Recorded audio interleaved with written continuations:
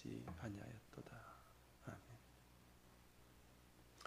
이사야 53장은 지난 시간에 나누었던 것처럼 이사야서에서 마지막이자 가장 포괄적이고도 절정이라 할 수 있는 종의 노래입니다. 고난받는 종의 모습을 그리고 있고, 고난받는 종을 통해서 이루어지는 하나님의 구원의 승리를 노래하고 있습니다. 당연히 시의 형태로 기록되어 있습니다. 먼저 1절은 이렇게 질문하며 시작합니다. 우리가 전한 것을 누가 믿었느냐? 여호와의 팔이 누구에게 나타났느냐? 우리 성경에는 우리가 전한 것으로 되어 있지만 성경 원문을 직역하면 우리가 들은 것입니다. 이사야 선지자가 하나님에게서 들은 것이겠죠.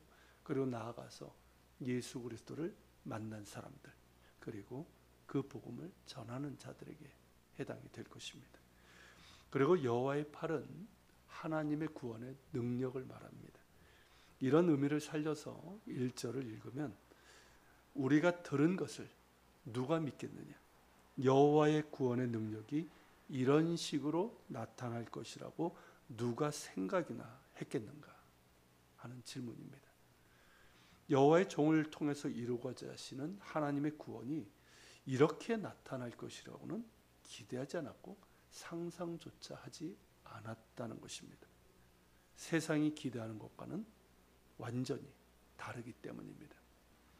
세상이 원하는, 사람들이 원하는 메시아는 어떤 존재일까요?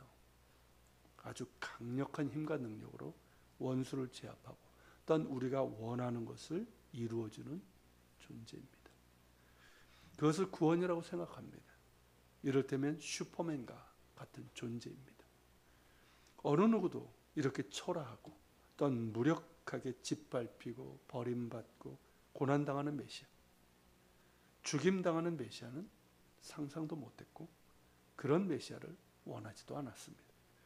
그러나 하나님께서는 그러한 메시아를 계획하셨고 마침내 그 뜻을 이루셨습니다. 하나님께서 보내신 종은 이런 모습입니다. 2절에서 그는 주 앞에서 마치 이제 갓 나온 연한 순과 같고 마른 땅에서 나온 뿌리 같다고 합니다. 이는 그의 혈통과 가문을 말합니다. 이제 갓 나온 연한 순과 마른 땅에서 나온 뿌리처럼 그의 가문과 집안이 보잘것 없다는 것입니다. 마태복음 1장에 나오는 메시아의 계보만 봐도 그러합니다. 예수님의 계보는 아브라함과 다윗의 계보지만 사실 모든 유대인들이 아브라함의 후손입니다. 다윗의 후손 역시 많았습니다. 다윗의 후손 중에 쟁쟁한 가문들, 집안들도 많았습니다. 훌륭한 풍채를 자랑할 만한 이들도 많았습니다. 그에 비하면 예수님은 갈릴리의 작은 촌동네 나사렛의 가난한 목수 요셉의 가문입니다. 마리아 역시 그러합니다. 다윗의 가문이라고 하지만 내세울 것 하나도 없는, 별 볼 일 없는 집안이고, 이런 촌동네 가난한 집안에서 자란 이가, 그리고 요셉이 일찍 죽은 것으로 알려져 있는데, 그렇다면 예수님께서 이를테면 소년 가장으로 집안의 생계를 책임지셨을 텐데 무슨 멋진 모습을 기대할 수 있겠습니까? 우리는 예수님을 잘생긴 백인 남성으로 그린 성화에 익숙해서 예수님이 멋지고 세련되고 훌륭한 외모와 풍채를 지녔을 것이라고 생각할지 모르지만 실제 예수님은 2절의 표현대로 고운 모양도 없었고 멋지고 훌륭하다 할 만한 풍채도 없으셨을 겁니다. 그렇게 여호와의 종으로 오신 예수님은 사람들이 보기에 고운 모양도 훌륭한 풍채도 흠모할 만한 아름다운 모습도 없었습니다. 물론 예수님의 공생의 사역 기간 동안 예수님의 가르침과 이적을 통해서 깨달음을 받고 치유받고 구원받은 이들에게는 흠모할 만한 아름다운 주님이시고 또 우리에게도 아름다우신 주님이시지만 사람들이 보기에는 그와는 거리가 멀었습니다. 그런데 여호와의 종은 더 나아가 멸시를 받아 사람들에게 버림을 받습니다. 간고를 많이 겪었으며 질고를 아는 자입니다. 간고를 많이 겪었다는 이 말을 직역을 하면 슬픔의 사람, 고통의 사람이란 뜻입니다. 여호와의 종은 그의 몸에 다른 모든 사람들이 겪는 고난과 슬픔을 겪었고 또한 짊어졌다는 뜻입니다. 질고를 아는 자라고 한 것은 직역하면 병을 아는 사람이라는 뜻입니다.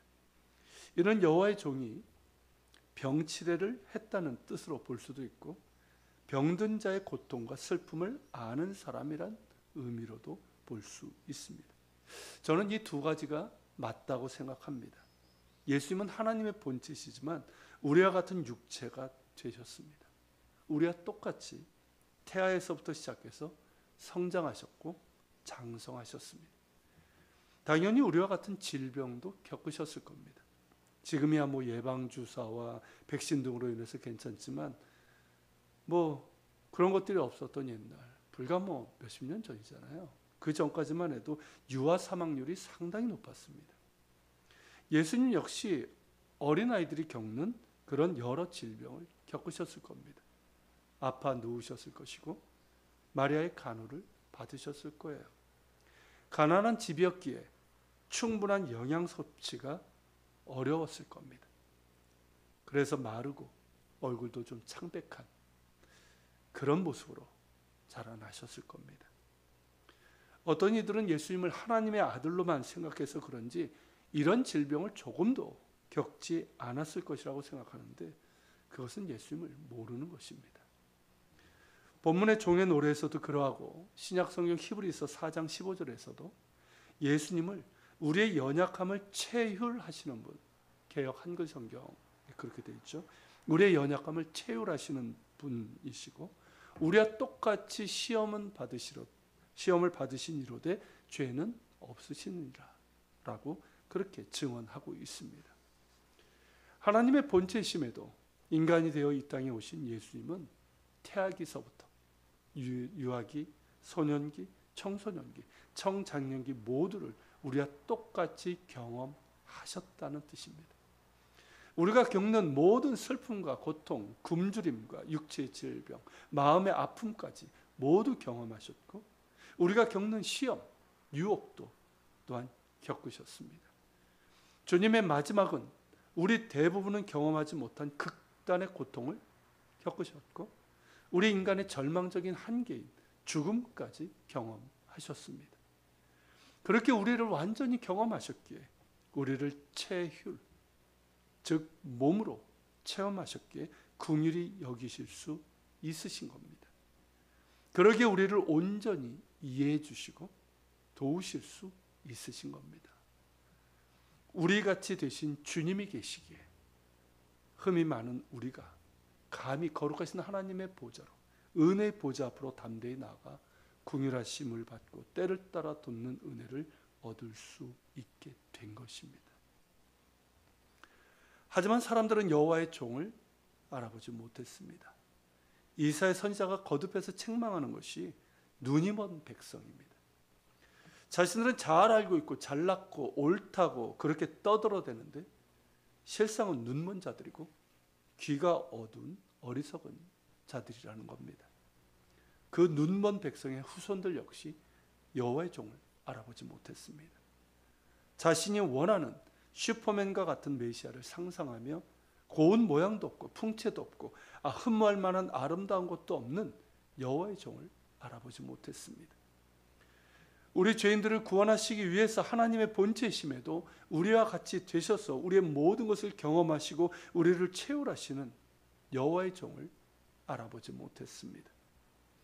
복음서에서 보듯 그들의 관심사는 더 많은 빵을 달라는 것이었고 그래서 예수님을 왕으로 삼으려고 했습니다.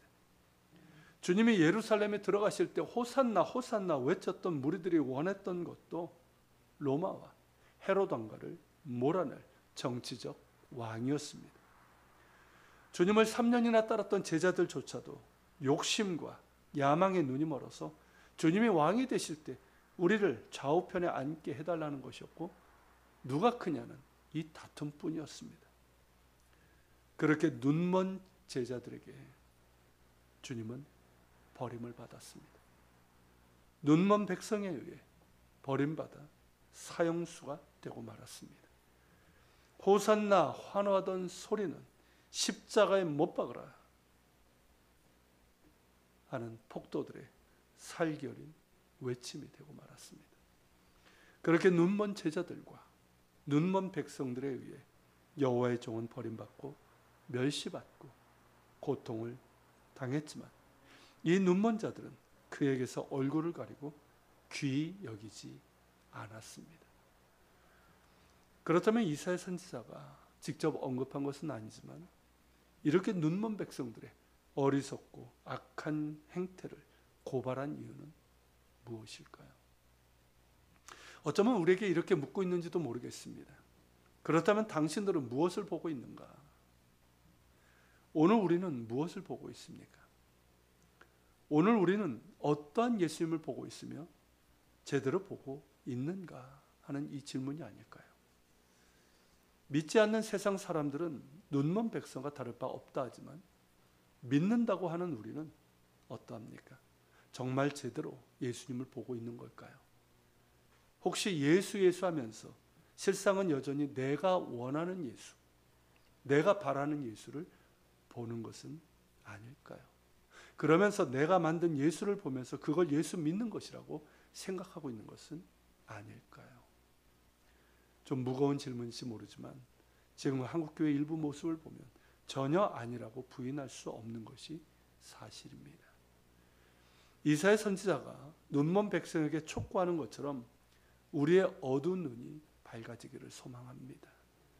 우리의 욕심과 야망과 불신으로 왜곡된 예수님이 아니라 연한 순 같고 마른 땅에서 나온 뿌리 같아 고운 모양도 풍채도 없고 여호와의 종으로 오신 예수님, 우리의 모든 것을 경험하신, 간고를 많이 겪으시고 질고를 하시는 예수님, 무엇보다 이러한 우리를 구원하시기 위해 무력하게 고난당하신 예수님을 밝히 볼 수 있기를 바랍니다.